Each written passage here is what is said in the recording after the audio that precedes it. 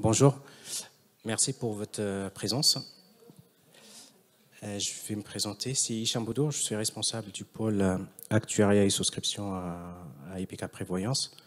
C'est une institution de prévoyance spécialisée dans le secteur aéronautique, aérospatial et défense. On assure 6 salariés sur 10 dans ce secteur et on a un chiffre d'affaires de 226 millions avec un ratio de solvabilité de 271.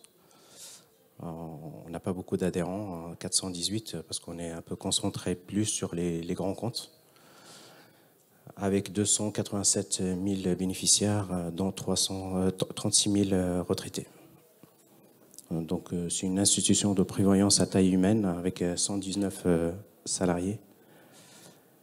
Donc on a travaillé sur le sujet de l'ADSN. C'est un outil où il y a pas mal d'informations qu'on pourra exploiter en fait sur l'arrêt de travail. Et on a travaillé avec le cabinet Actelior. Donc je passe la main à Emmanuel pour se présenter. Merci Hicham. Emmanuel Gineste, donc je fais partie du cabinet Actelior, cabinet d'actuaires conseil, qui est spécialisé dans les assurances de personnes avec un bureau lyonnais qui est le bureau d'origine et un bureau parisien. Voilà, on est aujourd'hui 30 consultants en croissance constante et on a plus de 150 clients actifs de tout type, mutuelles, IP, compagnies d'assurance, avec même certains courtiers grossistes. Et comme je l'ai dit, c'est beaucoup en assurance de personnes, donc prévoyance, santé essentiellement, et tout ce qui est solvabilité 2 évidemment est réglementaire. Voilà, je vous propose d'attaquer. Donc oui, quand même pour dire quelque chose, donc on a travaillé sur ce sujet avec IPK. Ce que l'on vous présente aujourd'hui fait l'objet d'un mémoire d'actuariat qui en est à... Alors ça fait un petit moment qu'on travaille dessus, mais disons la partie vraiment technique et théorique va être menée maintenant. Il y a eu un gros travail de dégrossissage, donc c'est ce que l'on va vous présenter aujourd'hui.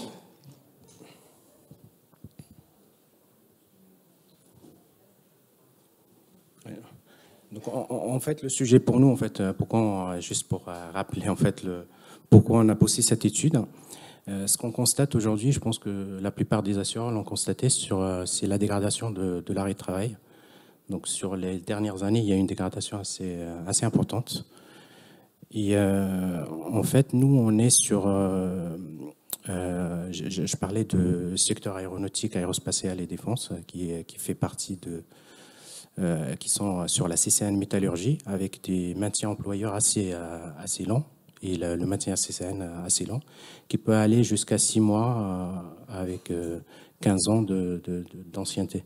Donc ce qui fait, en fait, on a un retard, en fait, de connaissance d'arrêt de travail. Donc quand on est en fin d'année, on a, en fait, les arrêts commencent à arriver chez nous au bout de 6 mois. Donc ce qui fait, en se basant sur l'historique, on peut pas savoir s'il y a une dégradation de la sinistralité. Il faut attendre en fait une année supplémentaire pour visualiser ou voir en fait s'il y a une dégradation de l'arrêt de travail. Donc la mise en place de la DSN qui a été mise en place en 2017. Donc je pense que c'est à partir chez nous en fait c'est à partir de 2019 qu'on commence à avoir des données fiables. Donc le fait d'utiliser la DSN, ça permet en fait de pouvoir utiliser en fait les données, anticiper surtout la dérive en fait de la sinistralité dans le cadre du pilotage des contrats et l'utiliser par exemple dans le calcul des provisions. Donc en fait l'étude il avait 2 volets, c'est sortir des stats qui peuvent être intéressants pour le client en termes d'absentéisme, parce que quand on est sur des gros groupes en fait. Là, je parle, nous, on est concentré grand compte. Quand on a un groupe où il y a beaucoup d'entités, en fait, le client n'a pas cette visibilité globale sur l'arrêt de travail. Et en passant par nous, par la DSN, ça permet en fait de voir en fait s'il y a vraiment une dégradation de cet arrêt. Et après, ça permet aussi de justifier les redressements et expliquer la dégradation de l'arrêt de travail. Après, il y a le deuxième volet. En fait, on a poussé l'étude dans le cadre du mémoire d'actuariat pour voir si on ne peut pas utiliser ces données pour estimer en fait les IBNR ou les arrêts inconnus. Et comme je l'ai dit, en fait, quand on est sur des maintiens assez longs, En fait, c'est difficile, avec 6 mois de connaissance d'arrêt de travail sur l'année, d'estimer des tardifs. Donc là, au niveau de la DS1, juste pour introduction, la DS1, c'est la déclaration sociale nominative. Donc, c'est un moyen de transmission des données par l'employeur vers les organismes assureurs. Donc, ça comprend des informations sur de paye, des informations sur les arrêts de travail. Là, c'est ce que je disais tout à l'heure, donc ça a été mis en place en 2017. Et la généralisation, c'est en 2019. Donc, c'est une déclaration mensuelle et ça peut être bimensuel en fonction, en fait, s'il y a des arrêts de travail, déclarations d'arrêt de travail au cours du mois. La DSN, il est assez riche avec pas mal de tables, en fait, avec pas mal de données. Nous, on a exploité trois tables qui concernent que la partie arrêt de travail. Donc, on n'a pas traité tout le sujet. L'étude, nous avons concentré l'étude sur...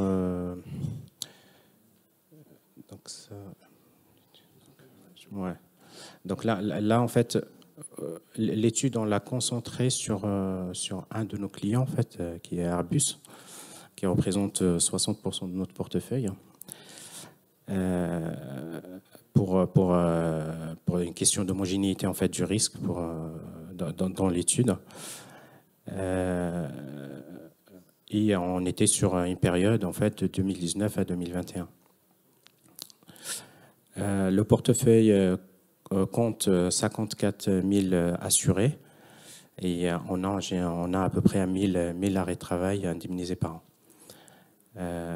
Donc, en fait, ce portefeuille, il est assez stable, hein, malgré la crise qu'on a eue en 2020.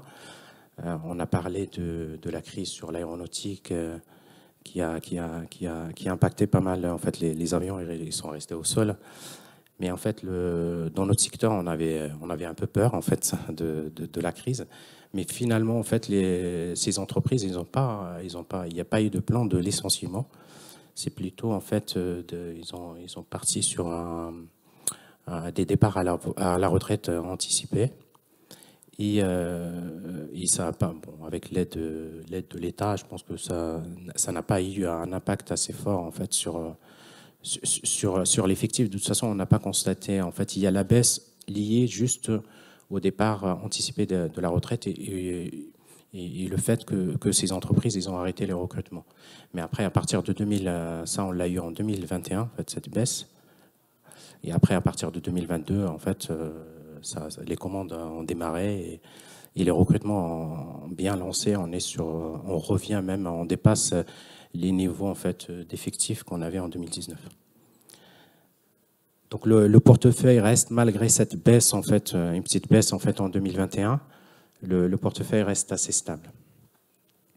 Et comme je le disais tout à l'heure, donc nous on est sur un portefeuille métallurgie, donc il y a des périodes de maintien CCN métallurgie plus l'accord collectif d'entreprise qui peut être beaucoup plus généreux. Sur notre portefeuille, on est sur l'arrêt de travail en moyenne. En fait, on commence l'indemnisation au bout de 220 jours. Donc 6 à 6 mois après, en fait, l'arrêt de travail. Donc dans l'étude, on a exclu dans la DSN tout ce qui est accident de travail, maladie professionnelle. C'est pas parce qu'ils sont pas pris en charge par IPK, mais parce qu'ils sont indemnisés par la sécurité sociale à autour de 80%. Donc nous, quand on intervient, notre intervention, il est vraiment marginale.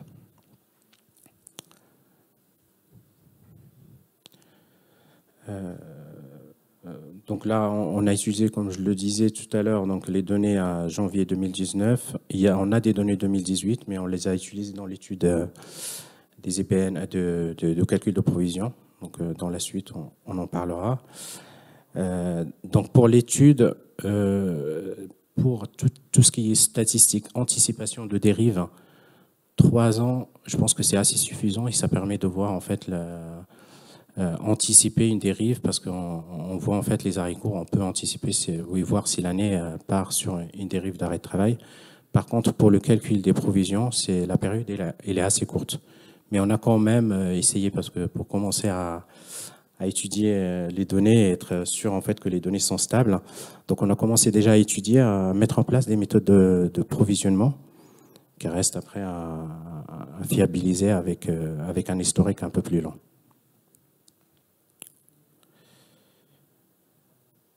Donc, les fichiers DSN concernant l'arrêt de travail comprennent des données liées à donc les dates de naissance, le sexe, le collège, les types d'arrêt de travail, et on a des périodes d'arrêt de travail. En fait, donc, date de début d'arrêt et date de fin de période d'arrêt de travail.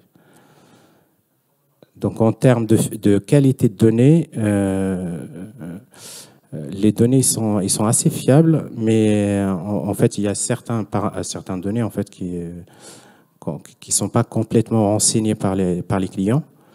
Ça concerne par exemple le sexe, la date de naissance et la catégorie professionnelle. Mais ces données, vu qu'on a en fait nous notre portefeuille il est en gestion directe à 80%. Donc en fait, on a fait facilement le lien avec la base assurée chez nous pour compléter les données manquantes. Donc, au final, on se retrouve à moins de 0,01% de lignes à exclure de l'étude. Donc sur les portefeuilles qui sont en gestion déléguée, je pense que c'est un peu plus compliqué, mais quand on a un portefeuille en gestion directe, c'est plus simple en fait pour fiabiliser et compléter les données manquantes.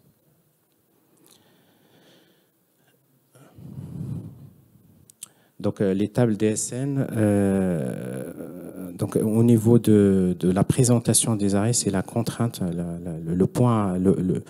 le point négatif qu'on a relevé en fait dans l'étude, c'est que dans les déclarations de la DSN, on a des périodes d'arrêt de travail, date début et fin de période. Et quand on a cherché à faire le lien avec la liste des arrêts de travail qu'on a, c'était un peu compliqué à faire le lien, parce qu'on ne sait pas si les périodes, est-ce qu'ils sont on ne sait pas en fait rattacher les périodes au même arrêt, parce qu'on n'a pas dans la DSN, on n'a pas la date d'arrêt définitif de l'arrêt de travail, mais on a plutôt des périodes d'arrêt de travail. Donc c'est un peu, donc il faut partir sur des hypothèses, on le verra après, pour essayer de cumuler les périodes d'arrêt de travail et pouvoir les faire le lien de corrélation avec les arrêts qu'on a dans notre base de données. Donc c'est ça le sujet qui nous a pris pas mal de temps en fait pour pouvoir le fiabiliser. Donc en fait pour l'étude, c'est ce qu'on a dit tout à l'heure, on a gardé que les périodes qui concernent la maladie et le temps partiel thérapeutique. Je te laisse. Merci. Alors, comme le disait Hicham, on a eu beaucoup de difficultés. Là, un des premiers réflexes qu'on a eu, c'était de voir si on pouvait réconcilier les données DSN avec les données, quand j'ai les données assurantielles, ce sont les données de la base IPK. On y a passé beaucoup de temps et finalement, on n'a pas réussi. Alors là-dessus, ça tient au fait que quand il y a des arrêts avec reprise, il y a deux logiques qui sont différentes. C'est-à-dire que dans la DSN, vous avez une personne qui va s'arrêter 3 fois un mois dans une année, vous allez avoir 3 périodes différentes, sans forcément savoir si c'est la même cause qui a provoqué cela. Alors que dans la base IPK, vous allez avoir le distinguo de savoir si c'est un même arrêt ou pas. Alors en plus, pour IPK, vous avez, si c'est la même cause, une reprise de 12 mois. Il faut une reprise de plus de 12 mois pour que ça soit un nouvel arrêt. Donc, ce qui veut dire qu'un même arrêt, c'est le 12 mois, à ma connaissance, c'est un peu long, c'est plus long que ce que l'on voit le plus souvent. Donc ça a généré des différences assez fortes, et c'est ce que l'on vous met sur le petit graphique à côté. Moi, ça m'a un peu étonné. C'est quand on prend une personne qui a eu un arrêt, au moins, sur la période 2019-2021, on a compté le nombre de lignes d'arrêt qu'elle avait sur la période. Et en fait, vous en avez un peu moins de la moitié qui ont eu un seul arrêt. Les autres ont eu 2 arrêts ou plus. On en a même compté un qui a eu 33 périodes d'arrêt sur les 3 ans. Ça fait presque un par mois, hein, c'est beaucoup. Et vous voyez qu'on a 2, 3, 4 qui sont significatifs.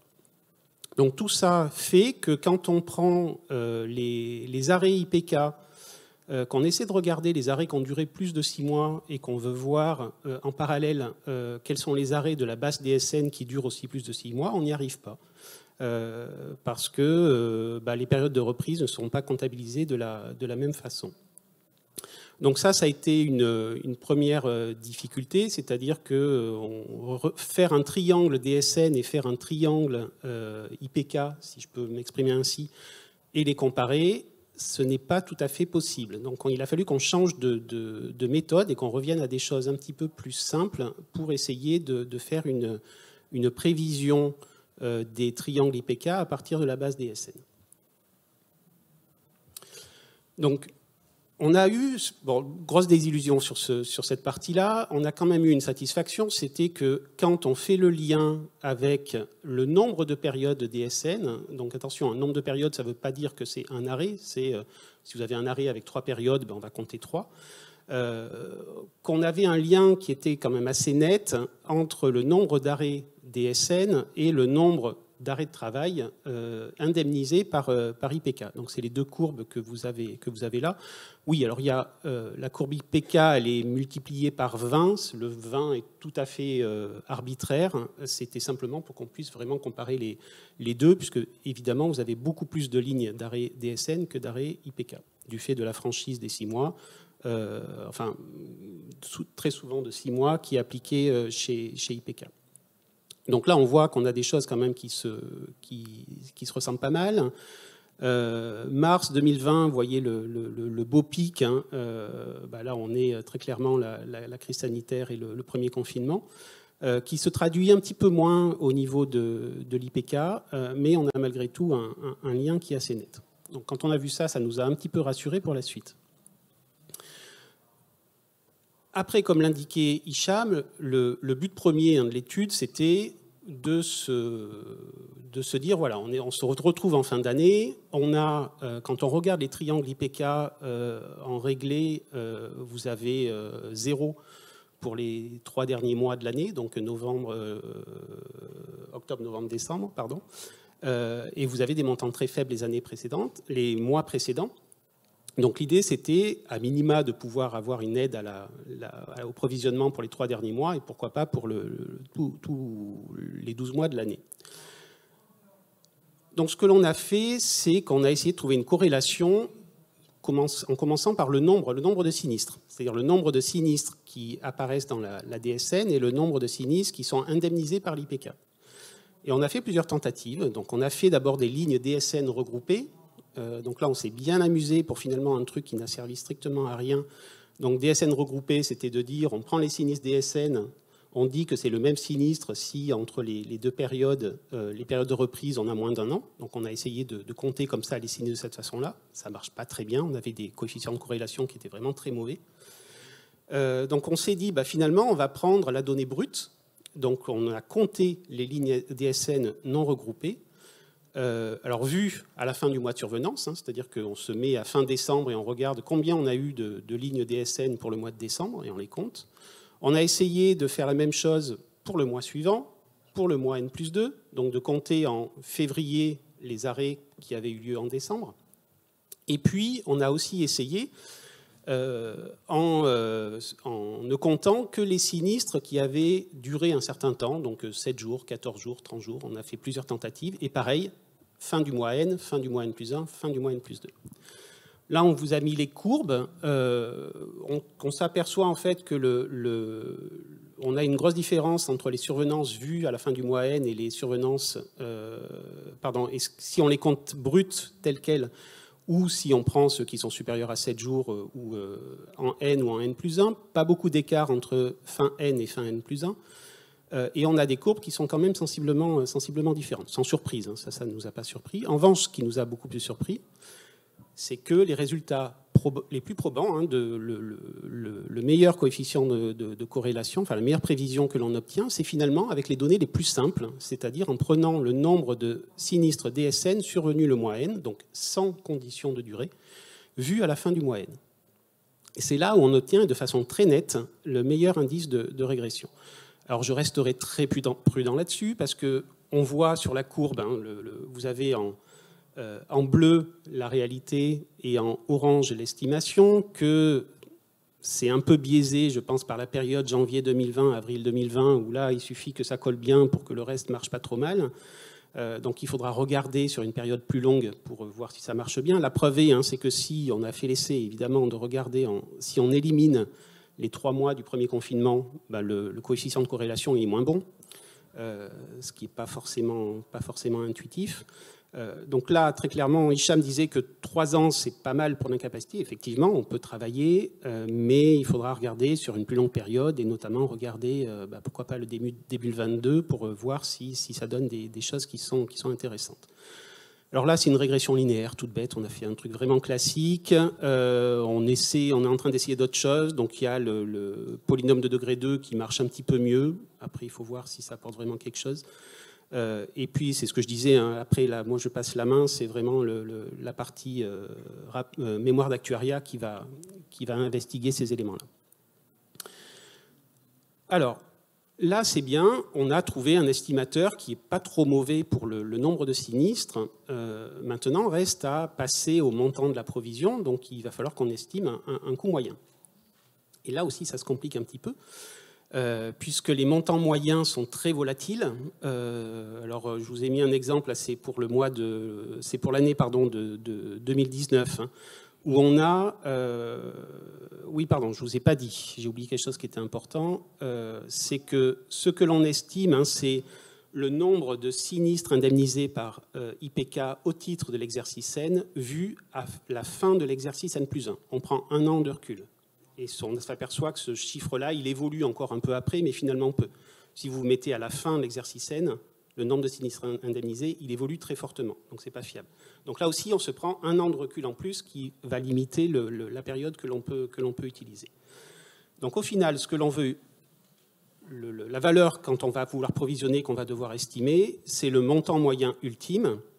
Donc là, on a pris le montant moyen ultime vu en N+2, parce que pour 2019, on n'avait que ça. Après, il évolue un petit peu, mais pas tant que ça par la suite, sur le nombre de sinistres indemnisés par IPK vu en N+1. C'est la variable qu'on a estimée juste avant.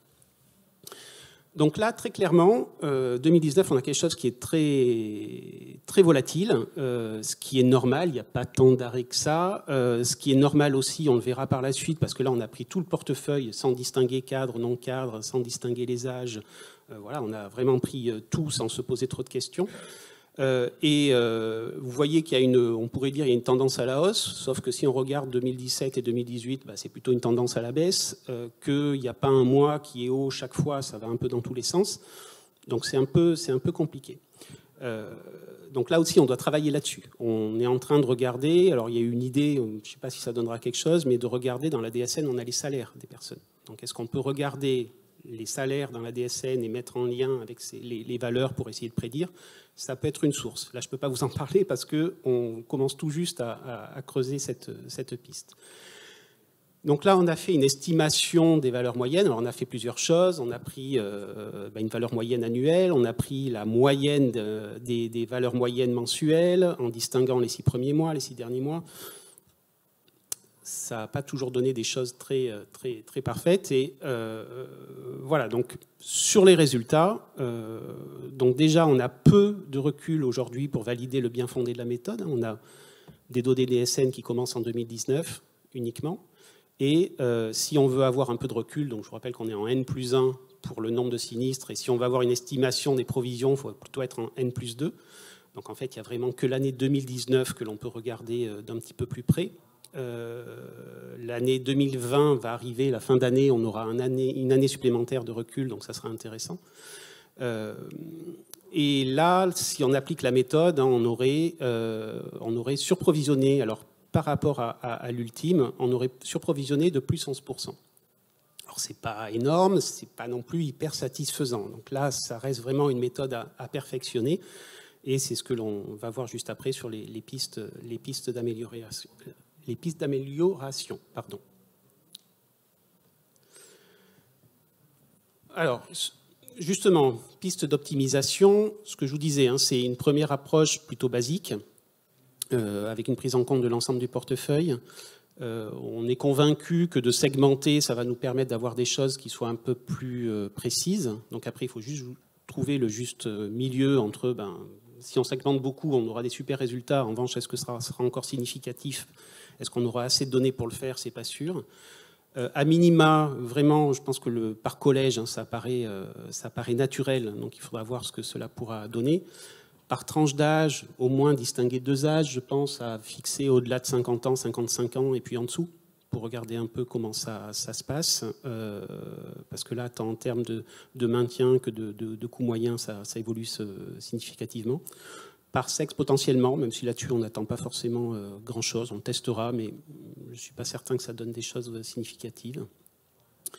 Et puis enfin, on s'aperçoit hein, qu'il y a clairement une cadence je ne sais pas si on le voit sur les graphes précédents, ouais, on le voit un petit peu ici, mais il y a sur le nombre de sinistres, on a très clairement une périodicité avec, c'est notamment, alors là c'est un peu moins net là, mais en janvier on voit des pics assez significatifs.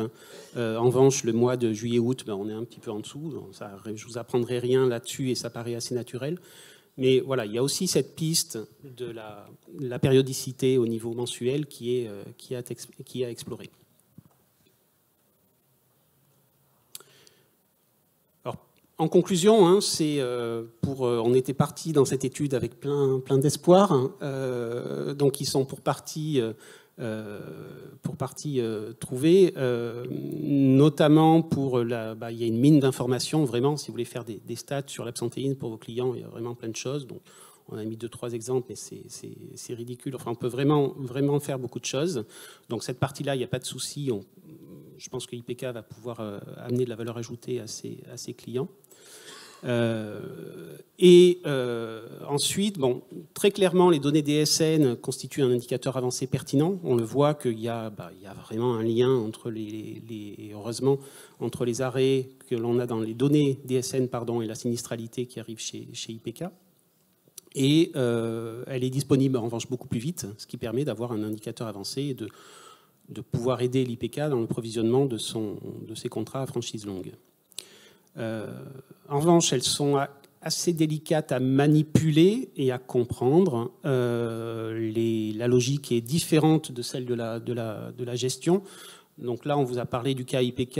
Je suis convaincu que les problématiques pourront être autres pour un autre organisme, selon les règles de gestion qui sont appliquées, notamment. Et enfin, voilà, on est sur une période qui est assez courte. On n'y peut pas grand-chose. Les DSN sont fiables depuis janvier 2019. On a une crise sanitaire qui est venue perturber une partie en plus de la période disponible, ce qui fait que la fenêtre est assez réduite. Et encore une fois, on a quelques craintes sur la robustesse de la méthode employée. L'examen des données 2020 vues à fin 2022 permettront d'éclairer un petit peu ça. L'étude montre en revanche, là ça apparaît très clairement qu'on a un allongement de la durée moyenne des arrêts de travail. Alors ça c'est pas nouveau, mais ça a tout à fait conforté les premières constatations qu'avait pu faire l'IPK. Et enfin, il y a eu aussi un peu Alors, au départ, on pensait qu'on pourrait aller plus loin, notamment sur... c'est un sujet aujourd'hui pour le provisionnement en arrêt de travail, c'est les affections psychologiques. On voit que le nombre de cas a fortement augmenté ces derniers mois, depuis la crise sanitaire. En revanche, on a assez peu de recul aujourd'hui pour savoir quelles vont être leurs durées, est-ce qu'il y aura de potentiels passages en invalidité, qu'est-ce que ça va devenir. Donc là, ça aurait été assez intéressant de pouvoir faire une étude sur ces causes-là et de pouvoir distinguer dans les données DSN ce qui était d'affection psychologique et ce qui n'était pas. Alors on peut le faire quand on a les données IPK, parce que souvent les données IPK, vous avez des informations sur la cause, mais ce n'est pas tellement ce qui nous intéresse. C'est-à-dire que nous, ce qui nous intéresse, c'est de regarder avant que le sinistre rentre chez IPK. Donc quand on n'a que la donnée DSN, et là, pour le coup, on n'a pas la cause qui est disponible. Voilà pour ça. Juste en fait, pour ajouter en fait, aux conclusions, aujourd'hui l'étude qu'on a fait, ça va nous permettre de sortir pas mal de stats de suivi d'arrêt de travail. Donc en termes de communication vers le client, donc c'est sûr qu'on va l'utiliser. On a sorti pas mal d'informations sur l'absentéisme, la durée d'arrêt de travail moyen, en dehors du fait du suivi du risque et le provisionnement. On va l'utiliser pour communiquer auprès des clients. Donc c'est des indicateurs qui peuvent en fait qu'on peut rajouter en fait dans notre communication des comptes de résultats pour le client sur l'absentéisme, la durée d'arrêt de travail. C'est ce qu'on a dit en fait, on parle, toute la place parle de la dérive qui s'explique par l'allongement de la durée de travail. Et là, on le voit bien, en fait, parce que quand on est sur des arrêts lents, on ne le voit pas. Mais sur les arrêts courts, on voit qu'il y a une dégradation, un allongement. Et on a vu, en fait, sur les données DSN, on était à 20% en fait, d'augmentation. Et sur la fréquence, on est à 5%. Donc au total, on est autour de 25% de dégradation. Et là, je parle des arrêts courts, hein, tous les arrêts confondus, en fait, tout ce qu'on a dans la DSN, et en termes de période d'arrêt de travail. En termes de période, on a 20%, en fait, pour un assuré, quand on calcule la durée moyenne en fait, de l'arrêt de travail, on a une augmentation de 20%. Et je pense que toute la place, moi, en fait, au niveau du CITIP pour les institutions de prévoyance, on parle de cet allongement en fait, de la durée d'arrêt de travail. Donc, en fait, ces éléments, ça va nous aider. En fait, ils peuvent nous aider dans le pilotage du contrat et dans la communication vers le client. Après, il y a le sujet du provisionnement. Les éléments qu'on a aujourd'hui, en fait, il faut avoir un historique. Là, on part sur 2 ans, une année Covid qui est un peu compliquée. Mais là, quand on voit la corrélation qu'on a entre les arrêts, les périodes DSN et les arrêts qu'on a chez nous, je pense qu'on peut aller un peu plus loin dans la méthode avec un historique un peu plus long. Et en termes de dégradation de sinistralité, on peut même par catégorie, parce que la DSN, on a la catégorie, on a le sexe, on a pas mal d'informations, donc on peut aller dans une vision plus fine. Et le rattachement aux établissements, quand je parle par exemple pour un de nos clients, on peut même sortir de l'absentéisme par établissement, par catégorie, aller voir en fait s'il n'y a pas de sujet lié en fait à l'activité en fait des salariés en fait dans certains sites. Et ça peut en fait alimenter en fait parce que à l'IPK on est en train de travailler aussi sur un observatoire et de la prévention. Donc cet outil, je pense qu'il peut alimenter la prévention et réfléchir en fait sur des services de prévention sur les sites où on voit qu'il y a beaucoup d'absentéisme, où il y a plus d'arrêt de travail. Donc pour moi, l'outil, cet outil, je pense qu'il faut continuer à travailler sur le sujet. Nous, on continue de notre côté. Donc il y a ce sujet sur les stats qu'on va poursuivre. Et après, il y a le sujet de provisionnement. Je pense que ça va être un peu compliqué en fait à l'utiliser pour le provisionnement vu à aujourd'hui, on est sur 3 ans, c'est assez court en fait pour pouvoir l'utiliser. Mais anticiper, commencer à préparer les données, ça permettra en fait d'avancer sur cette partie en fait de provisionnement et pas rester jusqu'au dernier moment en fait pour travailler ces données parce que ils sont assez complexes en fait à manipuler. On a passé pas mal de temps en fait pour pouvoir extraire ces données, créer nos bases techniques et pouvoir les utiliser, créer les liens entre les données DSN et nos données qu'on a dans notre système d'information.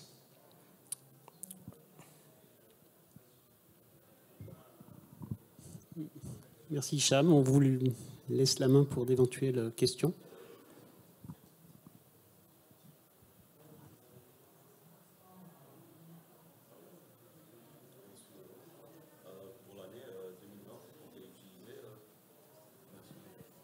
Vous comptez utiliser l'année 2020 dans le provisionnement de l'arrêt de travail? Alors, pour répondre à votre question, c'est vrai que la dernière année qu'on a utilisée, c'était pour le backtesting, en fait. Hein, c'était 2019.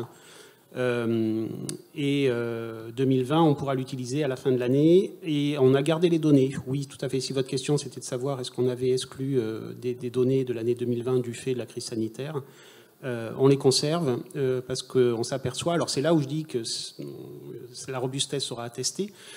que la corrélation est tout à fait satisfaisante pour cette année-là. Le modèle marche bien pour l'année 2020, donc on n'a aucune raison de le retirer. On s'est posé la question, effectivement.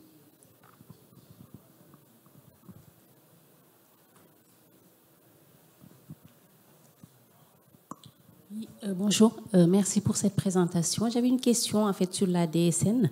Est-ce que c'est un fichier normé pour tous les employeurs ou bien est-ce que chaque employeur transmet C'est une donnée normée en fait. Ouais. Normé, on a les mêmes informations, mais après d'un employeur à l'autre, c'est la qualité de la donnée renseignée dans la DSN. Donc c'est ça qui peut être.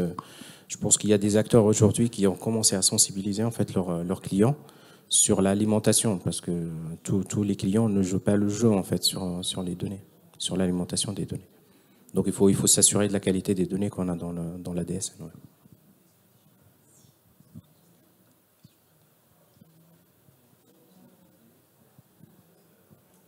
Bonjour. Moi, ma question, c'est si je comprends bien, vous utilisez la DSN pour provisionner, on va dire, des arrêts qui sont déclarés dans la DSN, mais pas encore dans les systèmes de gestion. Est-ce que, inversement, vous faites la même chose pour faire chuter des provisions pour des dossiers où on a connaissance dans la DSN, voilà, qu'ils ont bien repris je veux dire plus généralement, est-ce que vous utilisez d'autres informations? Je parle par exemple du salaire pour fiabiliser le provisionnement dans les systèmes de gestion. En fait, pour la fermeture, ça c'est un sujet qu'on a essayé de le faire cette année, parce qu'on a constaté, parce que quand il y a des retards de fermeture des arrêts, là on parle des RSI en fait, c'est des sinistres qui ont repris, mais on n'a pas l'information. Donc on peut être en surprovisionnement. Et on le constate tout le temps, tous les ans en fait, on est en surprovisionnement. On a essayé d'utiliser la DSN cette année justement parce qu'on fait un prévisionnel de clôture à fin septembre pour anticiper pour le pilotage du résultat. Mais on se rend compte et on a constaté qu'il y a un retard de traitement en fait, de fermeture d'arrêt de travail. Mais en fait, quand on a utilisé la DSN, on a eu du mal on arrive à faire le lien avec la DSN entre les arrêts qu'on a et la DSN, mais dans la DSN, on a des périodes, on n'a pas la date de... Donc en fait, même s'il y a une date de fin de période d'arrêt de travail, on ne sait pas si c'est la fin définitive de l'arrêt de travail. Donc on ne peut pas s'appuyer sur la DSN pour fermer des arrêts de travail. On prend beaucoup de risques à fermer des arrêts en se basant en fait juste sur la DSN où on n'a que des périodes. C'est la difficulté qu'on a en fait dans la DSN, c'est qu'on n'a pas cette notion de fin définitive de l'arrêt de travail. On n'a que des périodes. Et pour les salaires, nous, on n'a pas de problème en fait en fait, vu qu'on est en gestion directe, on a les informations, ils sont assez fiables. Donc on l'a pas utilisé sur ce point-là.